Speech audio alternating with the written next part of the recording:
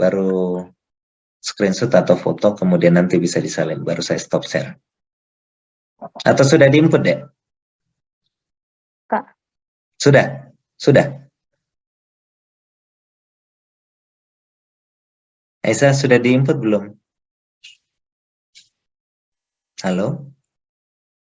Sudah, Kak. Sudah? Oke, sip. Nah, caranya tadi saya bilang kita cuma menggunakan 2 kolom, gitu ya. Kolom pertama itu berisi skor prestasi belajar. Jadi ini sama caranya dengan independent sample test. Oke, jadi pindahkan kolom 2 dan kolom 3 itu ke kolom pertama.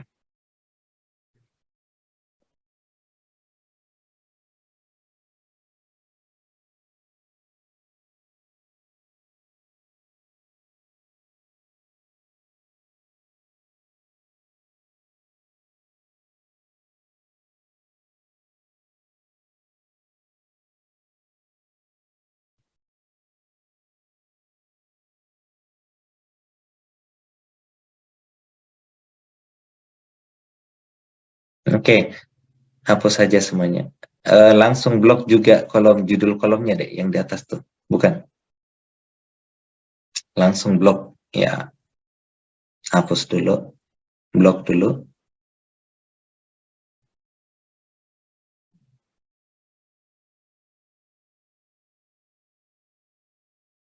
Klik kanan.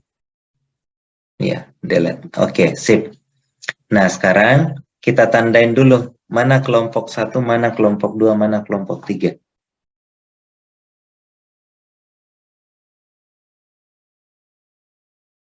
Jadi diketik 111.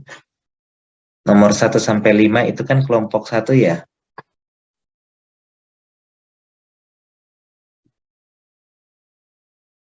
Nah, kelompok 2.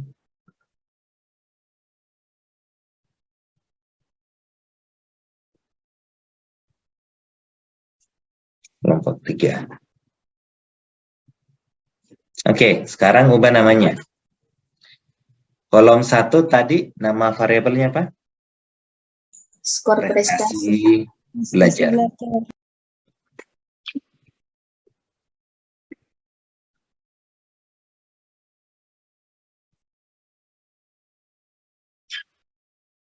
Harus pakai ini ya, underscores atau singkat PB aja enggak apa-apa.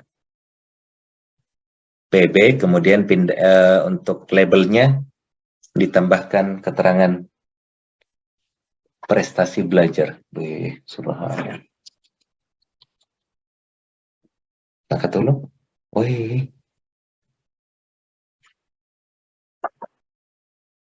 Habis gini.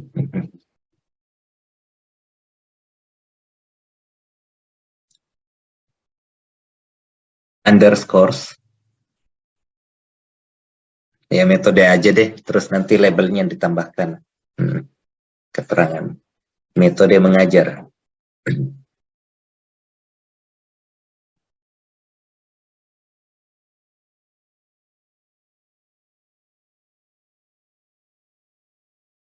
Oke. Nah sekarang berikan keterangan pada values di kolom kedua. Di baris kedua, jangan di baris pertama. Kan baris pertama itu skornya kontinum tuh. Nah, 1 itu apa? Ups. Yang dibagi kelompoknya itu kan kelasnya, anunya metodenya, ya kan? Jadi berikan keterangan metode ceramah. Jangan metode supaya lebih cepat. Ceramah. Oke. Terus 2, ceramah, diskusi.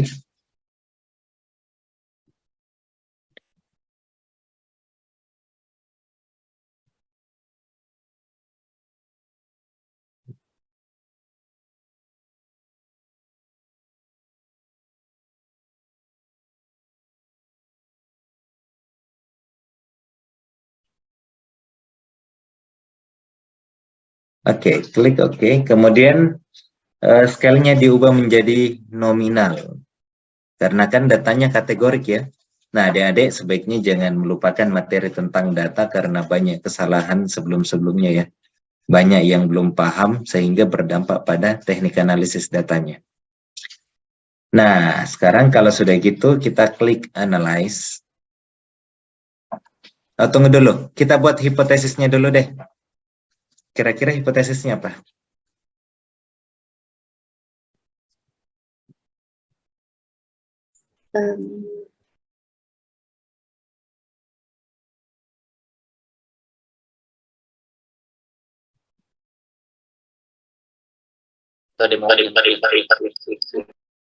Ada perbedaan, HA-nya ada perbedaan prestasi belajar dan metode belajar. ditinjau dari metode mengajar gitu ya, misalnya kayak gitu. Terus kita lanjutkan. Kalau mau dijelaskan lebih lanjut metode apa saja itu bisa gitu ya. Tetapi untuk case ini kita cukup. Ada perbedaan belajar ditinjau dari metode mengajar dosen ataukah guru. Oke, klik analyze. Kemudian compare mean baru. Jangan langsung ya. Oke. Oke. Klik. Setelah itu pindahkan prestasi belajar ke kolom dependent list-nya. Metode mengajarnya yang faktor. Itu faktor. Oke. Kemudian klik post hoc-nya aja. Itu boleh, satu aja. Nah, inilah yang dimaksud sebagai post hoc. Post hoc itu uji T-nya. Kalau ditemukan ada perbedaan variasi, tapi kalau tidak ada perbedaan variasi, tidak usah dilanjutkan. Klik continue.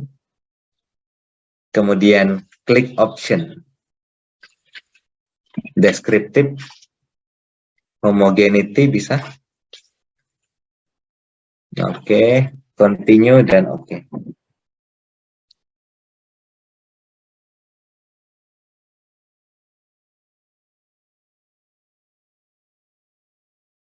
Coba share kembali deh hasil analisisnya karena tidak nampak.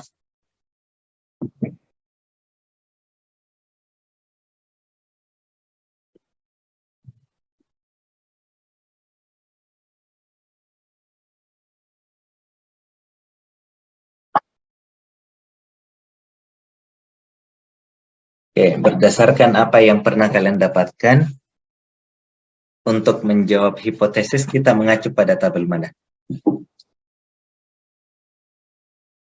Yang mana?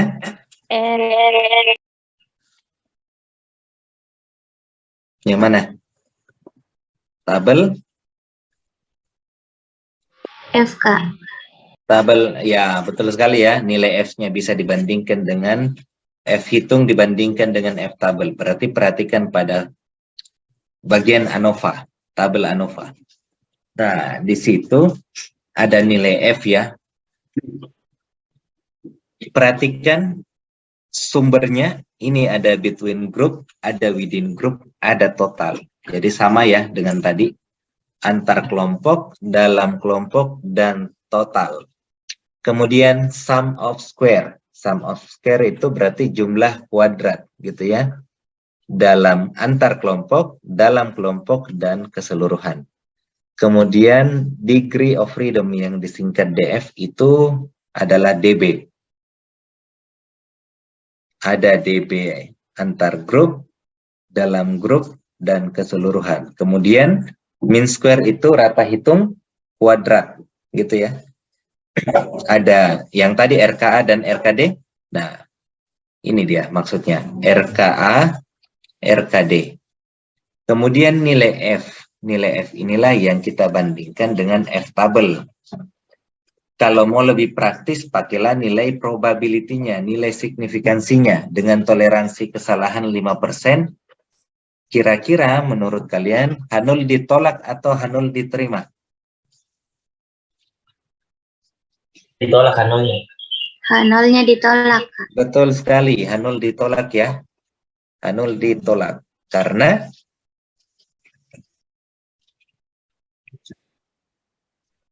apa?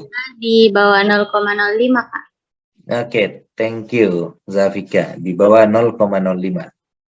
Karena kita sudah menemukan ternyata ada perbedaan variasi antara ada perbedaan variasi prestasi belajar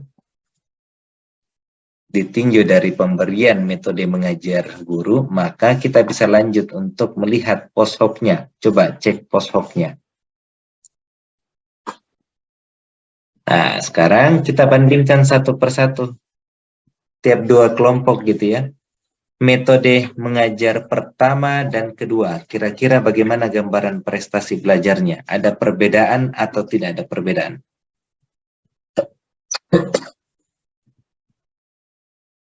Ada?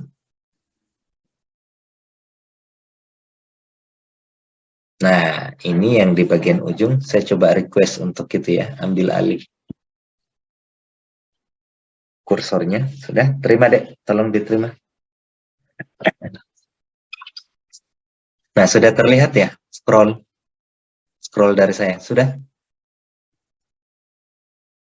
Sudah? Sudah, Kak. Sudah, oke. Nah, tadi kan uji post hoc ini ditujukan untuk melihat dua kelompok gitu ya. Jadi ini ceramah adalah metode pertama, ceramah diskusi itu adalah metode kedua.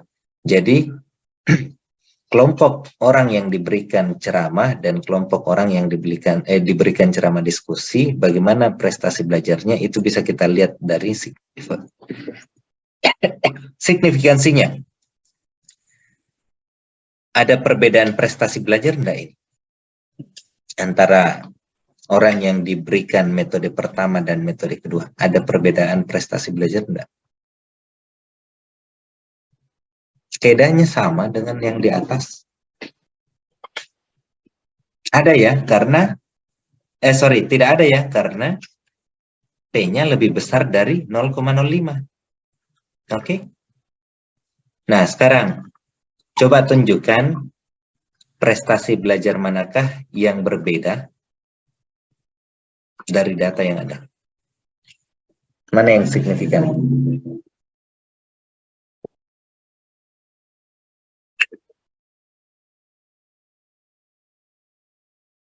Coba cek metode 1 dan 3. Ada perbedaan atau tidak ada perbedaan?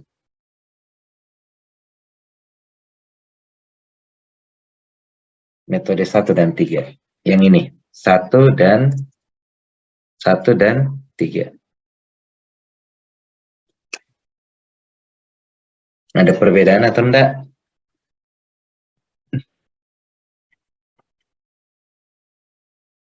Waduh, kok silent semua? Enggak paham atau pura-pura enggak paham?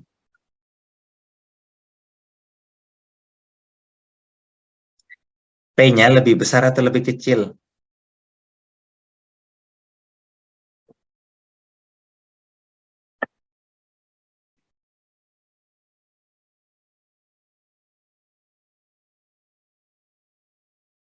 Perhatikan coba metode pertama dan metode ketiga. Nilai P-nya lebih besar dari 0,05 atau lebih kecil dari 0,05? Lebih kecil, Kak. Nah, kalau dia lebih kecil, kira-kira ada perbedaan prestasi belajar atau tidak ada perbedaan prestasi belajar? Ada perbedaan, Kak. Ada, Kak. Ada ya? Ada perbedaan. Oke, sip. Betul sekali. Nah, sekarang coba cek yang metode kedua dan metode ketiga. Gimana perbedaan prestasi belajarnya?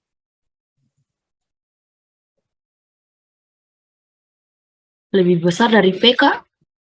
Lebih besar ya? Karena 0,05. 0,313, Kak, maaf. Betul sekali. Lebih besar dari 0,05. Sehingga bisa disimpulkan ternyata perbedaan prestasi belajar itu